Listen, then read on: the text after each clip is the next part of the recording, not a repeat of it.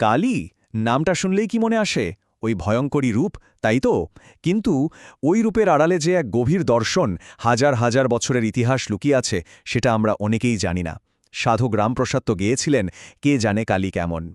চলুন আজকের এই বিশ্লেষণে আমরা সেই রহস্যেরই গভীরে যাওয়ার চেষ্টা করি। সাধারণত কালীকে তো আমরা ধ্বংসের দেবী হিসেবেই চিনি, তাই না? কিন্তু ব্যাপারটা কি সত্যিই এত সহজ, নাকি তার এই ভয়ঙ্করী চেহারার পেছনে অন্য কিছু আছে? এক পরম সত্য, অথবা এক মায়ের করুণা? চলুন আজ এই প্রশ্নগুলোরে উত্তর খোঁজা যাক। তো এই পুরো ব্যাপারটা বুঝতে হলে আমাদের কয়েকটা ধাপে এগোতে হবে।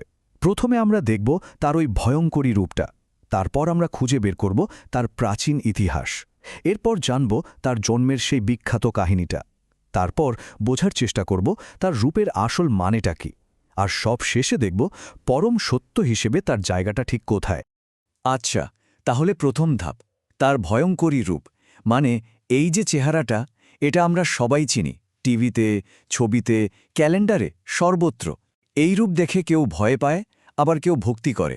কিন্তু আসল ব্যাপারটা হলো, এই রূপের প্রত্যেকটা জিনিসের একটা বিশেষ মানে আছে, আর সেই মানেগুলোই প্রায়শই আমাদের নজর এড়িয়ে যায়।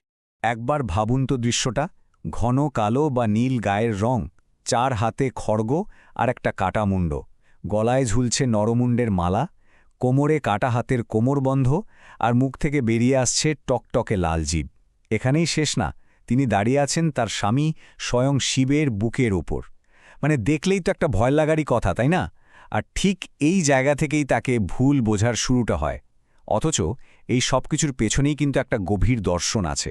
এখন প্রশ্ন হল, কালী কি হঠাৎ করে একদিনে তৈরি হয়েছেন? একদমই না।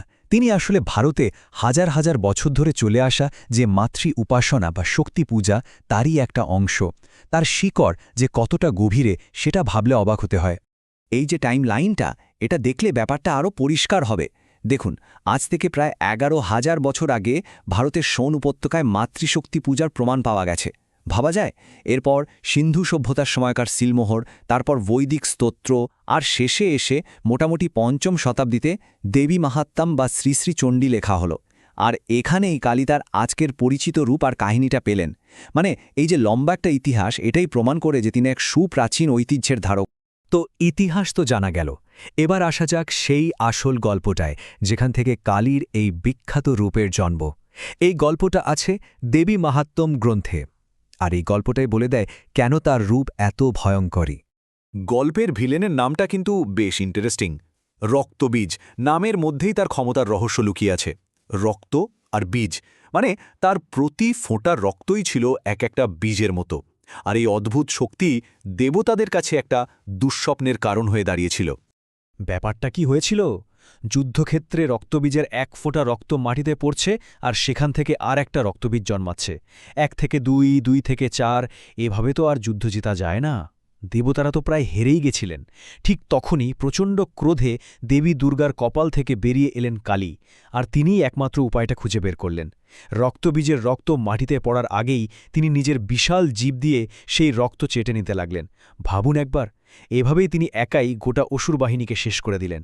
মানে তার এই ভয়ঙ্কর কাজটাই ছিল সেদিন বিশ্বকে বাঁচানোর একমাত্র পথ। তো গল্পটা তো শুনলাম, কিন্তু এখানে একটা খুব জরুরি বিষয় আছে। এই গল্প বা কালীর এই ভয়ঙ্কর রূপ, এগুলোকে শুধু আক্ষরিক অর্থে দেখলে কিন্তু হবে না। এর প্রত্যেকটা অংশের পেছনে একটা গভীর প্রতীকী অর্থ লুকিয়ে আছে, আর সেই অর্থটা কিন্তু আমাদের নিজেদের ভেতরের লড়াইয়ের কথা বলে। আসলে এই যে মহাজাগতিক যুদ্ধ, এটা শুধু দেবতাদের আর অসুরদের যুদ্ধ নয়, এটা আসলে আমাদের সবার ভেতরের লড়াইয়ের একটা রূপক। এই যে রক্তবীজ, তার রক্ত আসলে কি? ওটা হলো আমাদের মনের লাগামহীন ইচ্ছা, আমাদের আকাঙ্ক্ষা, যাকে বলে রজোগুণ। মানে একটা ইচ্ছা থেকে আরও হাজারটা ইচ্ছার জন্ম হয়। ঠিক যেমন রক্তবীজের 1 ফোঁটা রক্ত থেকে হাজারটা অসুর জন্ম নিচ্ছিল। তাই এই যুদ্ধটা আসলে আমাদের নিজেদের অহং আর লোভের বিরুদ্ধে একটা ভেতরের যুদ্ধ। এখানে ব্যাপারটা খুব সুন্দরভাবে বোঝানো হয়েছে। দেখুন, তার কালো রঙকে আমরা ভয় পাই, কিন্তু এটা আসলে সৃষ্টির আগের সেই আদিম শূন্যতার প্রতীক, যেখান থেকে সব কিছুর শুরু। তার গলার মুন্ডমালা, ওগুলো আসলে সংস্কৃত বর্ণমালার 50টা অক্ষর, মানে জ্ঞান আর সৃষ্টির প্রতীক। আর তার ওই বেরিয়ে থাকা জিভ, ওটা দিয়ে তিনি আমাদের সমস্ত খারাপ চিন্তা, আমাদের কামনা বাসনা, ওই যে রজগুণ, সব শুষে নিচ্ছেন। আর কোমরের কাটা হাতগুলো, ওটা হলো কর্মফল, মানে যা কর্ম করা হবে তার ফল থেকে কেউ পালাতে পারবে না। আসলে কালী তো এই শক্তিরই একটা রূপ। এখন প্রশ্ন হলো শক্তি কি? শক্তি হল সেই আদি মহাজাগতিক চালিকা শক্তি, সেই দিব্য জননী, যা থেকে এই গোটা বিশ্বব্রহ্মাণ্ডের সৃষ্টি হয়েছে, যা একে টিকিয়ে রেখেছে আর যা একে একদিন ধ্বংসও করবে। মানে তিনি সেই সক্রিয় গতিময় শক্তি যা সবকিছুকে চালাচ্ছে।